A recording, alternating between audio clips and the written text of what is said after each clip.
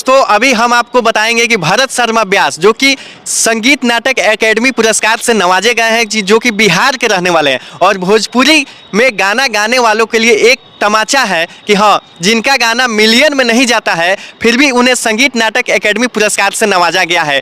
आखिर पवन सिंह और खेसारी लाल यादव को यह अवार्ड क्यों नहीं मिला, जिनके गाने मिलियन में नहीं, कम से कम एक गाना तो 600, 700, 800 मिलियन में भी जाता है, फिर भी उनके गानों के लिए यह अवार्ड नहीं मिला है। आपको बता दें कि 1952 में पहला अवार्ड मुश्ताक खान को मिला था। उसके बाद से 72-73 साल हो गए, लेकिन अभी तक किसी को यह पुरस्कार बिहार में संगीत नाटक एकेडमी पुरस्कार से नवाजा नहीं गया था, जो कि भरत शर्मा व्यास को 1952 के बाद पहली बार 2023 के संगीत नाटक एकेडमी पुरस्कार से नवाजा गया है।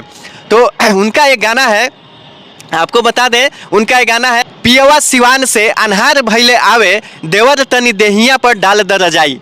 और एक और उनका एक पॉपुलर गाना है कि कबले फीची गौना के छाड़ी हमके साड़ी चाही। इस तरह के भी गाने बने हुए हैं। एक महेंद्र मिश्र थे जिनका एक गाना था कि गाना है कि एक एक माटी के दुई गो खिलौना गढ़े वाला तो गजबे।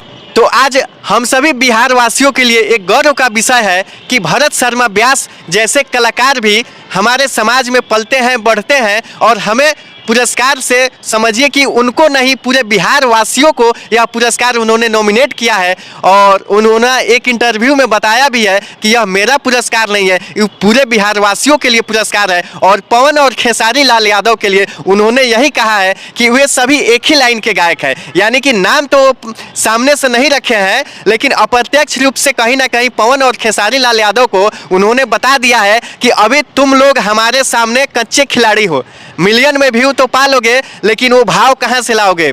जो हमारी संस्कृति, जो हमारी परंपरा है, जो हम भाव में, जिस भाव विभोर कर देने वाली गाना निर्गुण पूर्वी भजन से जो हम गाते हैं, वो तुम लोगों में अभी नहीं आएगा।